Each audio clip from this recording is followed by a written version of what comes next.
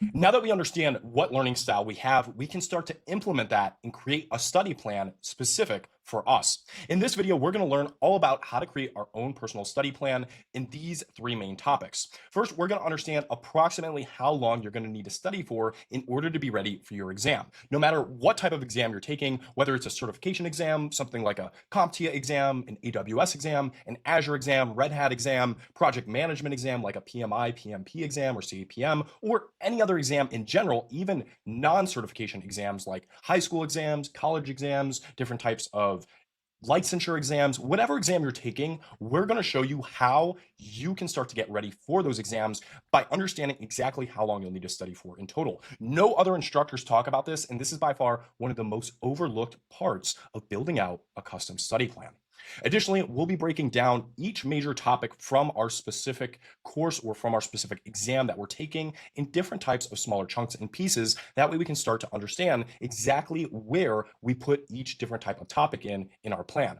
Third and finally, we're going to set a consistent time weekly and daily in order to meet our overall requirements for not only studying based off of hours, but also for meeting all of our topics. So we'll learn exactly how long we'll need to study for every day or every other day or whatever frequency that you want to set. Lastly, the exercise for this one is we'll be building a study plan in order to help prepare us for exam or for a certification exam in general. First off, let's understand approximately how long we'll need to study for in total. So one of the first places that we can go to understand exactly how long it'll take in order for us to study for a certification exam is ChatGPT. For example, let's say that I was studying for the PMP certification. I could ask ChatGPT this question here. How long does it take for the average person to study for the PMP exam from start to finish? Can you give me three estimates based off of someone who has low experience to medium experience to high experience with the subject, which is project management?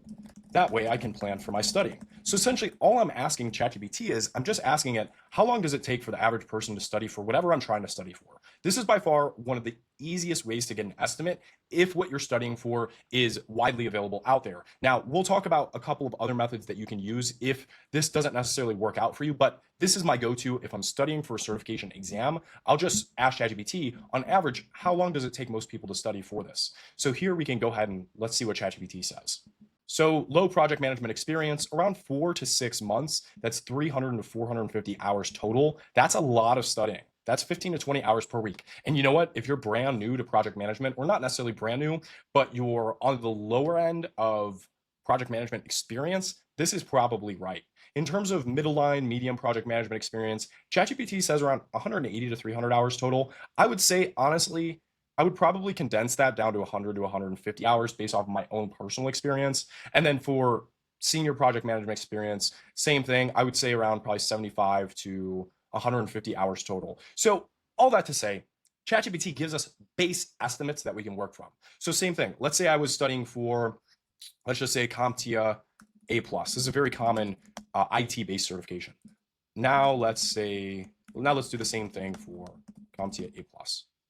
Core 1. We'll just say Core 1. That way we can get an estimate of how long the Core 1 would take in order to go through and study for.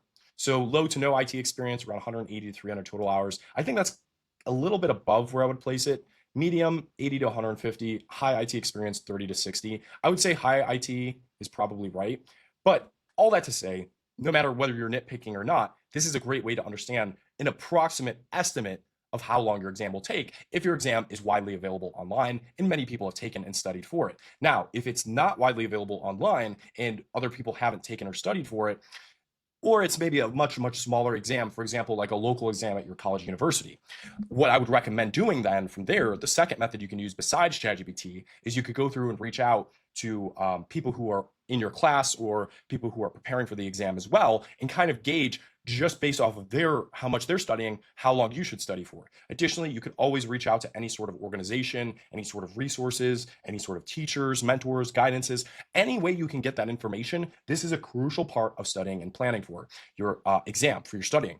Additionally, if you want to, the third option is if it's a widely available exam, you could also go on Google and you could type in how long to study for the exam. For example, And now I can see here, I typed in how long to study for this exam, PMP exam. We could see we've got some Reddit posts we can open up. We've got some LinkedIn posts. We can go on a bunch of different forums. We can ask questions, maybe go on YouTube, see how long most people say for.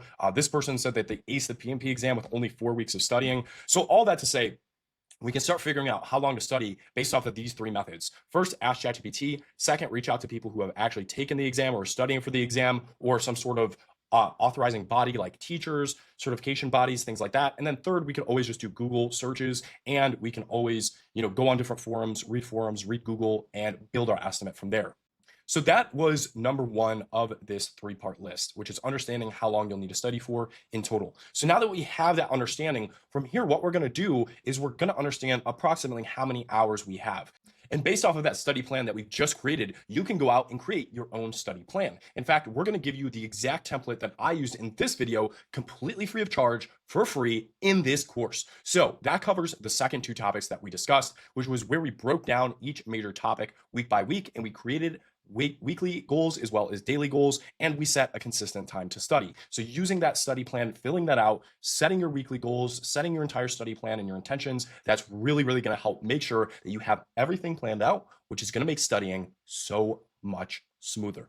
Finally, the exercise for this one is to build out that study plan that we just showed you. I showed you all of my tips, all my in-depth strategies of how you can build out that study plan, and we give you the study plan for free. So before you continue on with the rest of this course, please make sure that you do your research to understand how long you'll need to study for, and that you actually build that study plan in order to help prepare you for your certification exam. So again, pause here. Don't continue on for the rest of the course until you've downloaded or used that free study plan or created your own in order to understand exactly what you need to do in order to study for your exam.